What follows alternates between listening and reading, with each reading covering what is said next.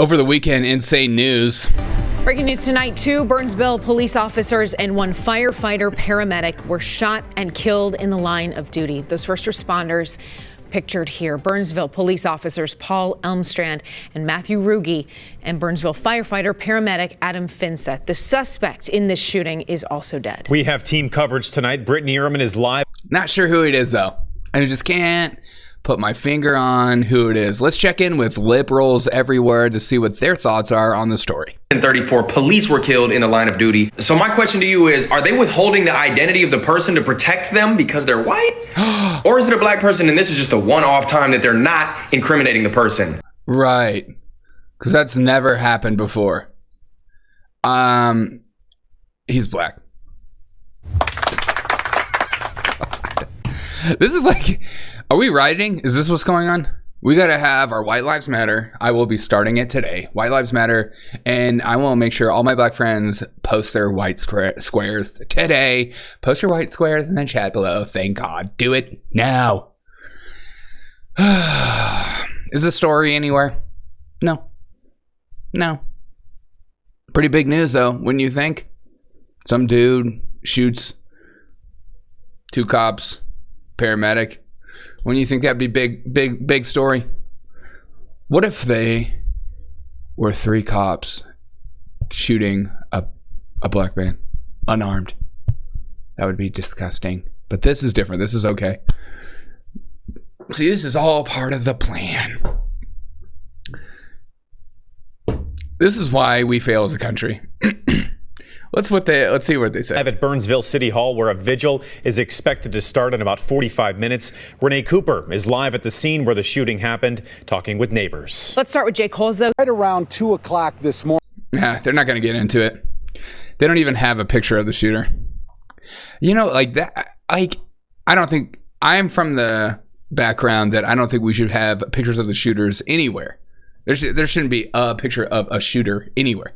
I think that just helps these people become martyrs or some kind of like hero in their community or some crap like that. I don't think it's helpful. But if this was a white guy, you bet your britches this would be everywhere. Let's check MSNBC. See, just make sure they're talking about it. What are they talking about? A major conservative conspiracy just collapsed in court. Oh my God. Oh, they revamped their website. They're still talking about Jan 6 and Trump. Oh my God. Such a huge, let's see if CNN's talking about it. Kremlin, of course, Russia, Republicans bad, Russia, Republicans bad. Let's see what Fox News is talking about. Democrats bad. Truckers, nothing. God, just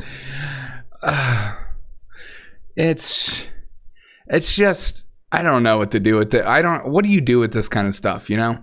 Do you make it all about race? Do you play the race game with these people? Because I suggest you don't. But at the same time, because they play the race card so hard, that it makes you feel like I have to do the same thing. I have to go nuts. I have to do hashtag White Lives Matter and tell all my black friends to do the same. And if they don't, it's because of their own bigotry and racism. Like, only one side of the aisle gets to have an emotional reaction, an over emotional reaction, but the other side has to be logical. This is not going to end well. It just doesn't. It doesn't end well because the logical people start to get annoyed at the irrational people. And they get to a point where they get hit over and over again. That's irrational. Why am I thinking that? Why am I thinking that? And then it gets to a point where you pop. And then it gets to a point where you get mad and you push back. And then that's when real violence happens. And that's what I'm concerned about. Because I'd rather have an honest conversation about this kind of stuff. Instead, we're not going to. This guy is probably mentally not well. I know that he was a felon and that he petitioned to get his gun rights back. And then he got his gun rights back and he did the worst thing for it.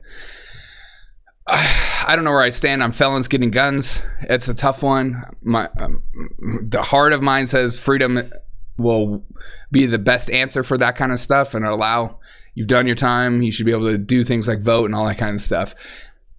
But then you have to wonder about this kind of stuff. And that's just me and trying to control the situation when you can't control the situation. This is a tough conversation, and that's why it will never be had. And that's why we need to push this story underneath, because this is the real stories, the real story that affects everyday people, and they don't want to talk about that. Even conservatives are the same way. Like, you just go to Fox News. Democrat governors lock horns over shuffling illegal. Like, they feel comfortable talking about this kind of stuff. Truckers, we're talking about Trumpers. We're talking about Trump. We're talking about AOC. Like, they feel comfortable in these avenues. You talk about mental health. You talk about homeless problems. You talk about like gun violence and stuff like that. That's a tough conversation. And that's the conversation nobody wants to have in politics, because no one wins in the end and everyone feels uncomfortable. So have a wonderful day. And remember that there are idiots like this out here. I think that because no one is sharing the image, he's probably white. It's usually the opposite, dumb A. God.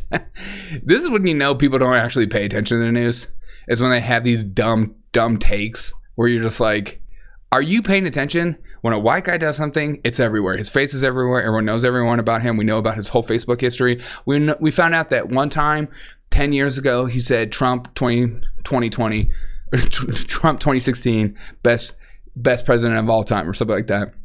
Or one time he ironically bought a Nazi hat or something. Like, we know about that kind of information. But when it comes to this kind of stuff, it's like, put it under. I don't want to actually have a real conversation about different communities, cultural communities, and their own problems. Let's not have that kind of conversation, because that kind of conversation makes people uncomfortable. And the news and politics shouldn't make people uncomfortable. It should make you comfortable, and you should have your 5 talking points you say over and over again. You don't offend anyone, but you offend the other side, and that's all that matters. Don't ever offend anyone in your own party system as well, because to offend somebody in your own party system would mean that you have to, stand true to what you actually believe instead of just falling in line and being in the bubble. Have a wonderful day.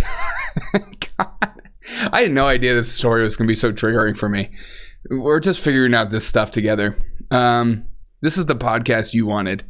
Have a wonderful day. Bye.